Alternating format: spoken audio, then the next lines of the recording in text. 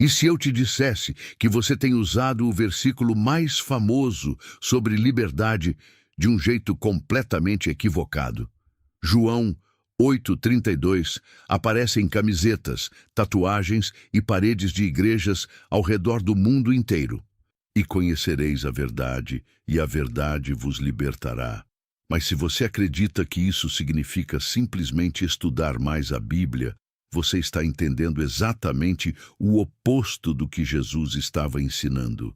E essa confusão, essa inversão silenciosa de sentido, tem mantido muita gente presa sem que ela sequer perceba. Fique até o final, porque hoje você vai entender porque é completamente possível conhecer a Bíblia de memória e continuar acorrentado. E mais do que isso, vai entender porque existe uma categoria de cristão ainda mais preocupante. Aquele que ensina nas manhãs de domingo e vive em escravidão nas manhãs de segunda-feira. Isso vai incomodar, mas dói muito mais passar a vida inteira amarrado, acreditando que é livre. Seja bem-vindo. Hoje, vamos mergulhar em um dos textos mais citados e mais mal compreendidos de toda a Bíblia. Imagine a cena. Você está no Templo de Jerusalém. Há calor, há barulho, há disputas no ar. Jesus está ensinando. E à sua frente não está um grupo de inimigos declarados. Não são fariseus furiosos tentando armadilhas. Não são soldados romanos. O versículo 31 deixa isso claro. São judeus que tinham crido nele. São pessoas que já disseram sim a Jesus. São pessoas como você, como eu. E o que Jesus faz? Ele não os parabeniza. Ele não aplaude a fé deles com um elogio caloroso. Em vez disso, ele lança um desafio que carrega dentro de si uma condição jurídica, uma cláusula que muda tudo. Em grego, as palavras são ean himeis meinete, se vós permanecerdes. Preste atenção nesse se. A liberdade não é automática para quem já acreditou. Não basta ter levantado a mão numa reunião de jovens. Não basta ter feito uma oração de entrega. Não basta o batismo. Não basta a carteirinha da igreja. Não basta a frequência impecável nos cultos. A liberdade, segundo Jesus, é o resultado de permanecer. Ela não é um ponto de chegada, é um modo de vida. E aqui está a primeira coisa que quase ninguém te ensinou direito. A palavra grega usada por Jesus é meno. Não é uma palavra de visita, não é linguagem de turista. É um verbo de residência, de habitação permanente. Significa ficar, morar, criar raiz. É a mesma sensação de quando você se muda para uma casa nova, pendura os seus quadros nas paredes, coloca os seus móveis nos lugares certos e passa a chamar aquele lugar de lar. Jesus não está descrevendo uma excursão espiritual, uma visita ocasional à fé. Ele está descrevendo uma mudança de endereço. Se a palavra de Deus não é o seu endereço postal, a liberdade ainda não chegou. O discipulado não é um curso com diploma no final. É uma residência que você escolhe todos os dias. Mas aguenta, porque o texto fica ainda mais fundo quando você entra no idioma original. Conhecereis a verdade. Vamos dissecar cada pedaço dessa frase. Primeiro, conhecer. Em grego, o evangelista João usa o verbo ginosco. Esse verbo não descreve conhecimento enciclopédico. Não é o tipo de saber que acumula dados e estatísticas. É um conhecimento relacional, íntimo, de conexão real. Em português, a gente usa a mesma palavra para conhecer uma cidade no mapa e conhecer a própria esposa. Mas o grego faz uma distinção que o nosso idioma apaga. Quando João escreve conhecereis, ele está falando do segundo tipo, do conhecimento que só existe dentro de um vínculo verdadeiro, dentro de uma relação que se vive, não que se estuda de fora. Segundo, verdade. A palavra grega é aletheia, e ela guarda uma imagem belíssima. Literalmente, significa o que não está velado, o que foi tirado da escuridão e exposto à luz. Não é informação correta. Não é um conjunto de doutrinas acertadas. é a realidade que Deus descobre, o que estava coberto e agora foi revelado. A verdade, no vocabulário de João, não cabe num banco de dados. Terceiro, liberdade. Eleuteria, libertação da condição de escravo. E aqui chegamos ao ponto que pouquíssimos pregadores ousam dizer do púlpito com toda a clareza que merece. Jesus não ameniza no versículo 34. Ele não diz que você tem um probleminha. Não diz que você está passando por uma fase difícil. Não diz que você é humano e por isso erra. Ele diz algo muito mais pesado. Todo aquele que pratica o pecado é escravo do pecado.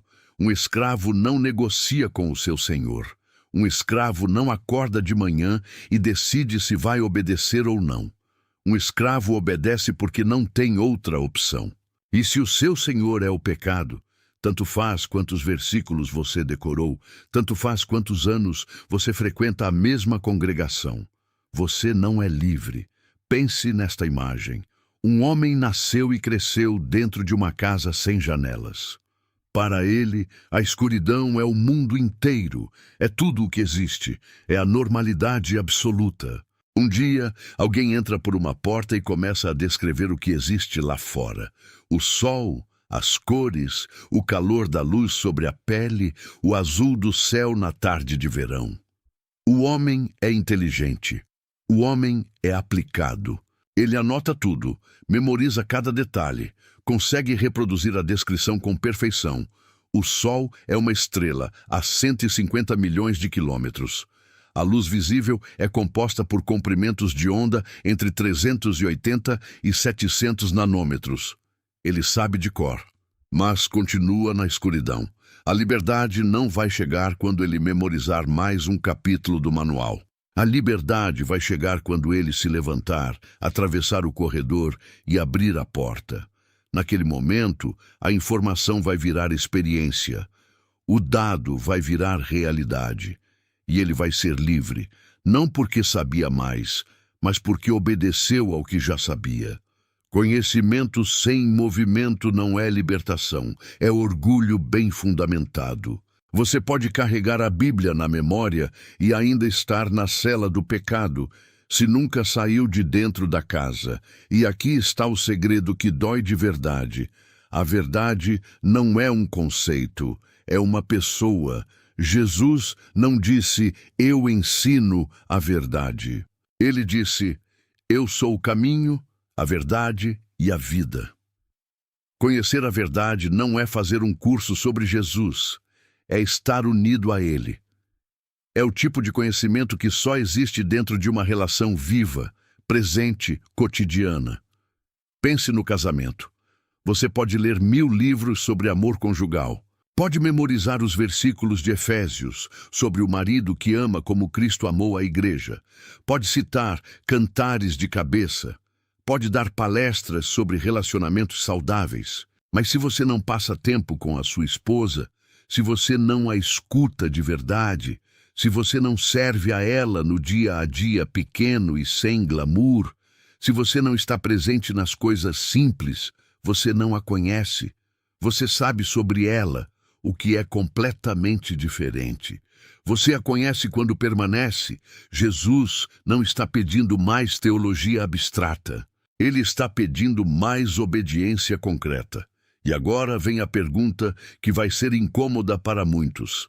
Por que há tantos cristãos que sabem tanto e vivem tão amarrados? Por que há líderes que ensinam com unção aparente no domingo e voltam para casa na segunda-feira, escravos dos mesmos vícios de sempre? Porque nós confundimos compreender com obedecer. Achamos que porque entendemos o versículo, somos livres. Mas entender não é obedecer. Saber não é permanecer. Estudar não é praticar. E o que é mais perigoso de tudo, o orgulho espiritual. Você pode ter um doutorado em teologia e viver em cativeiro.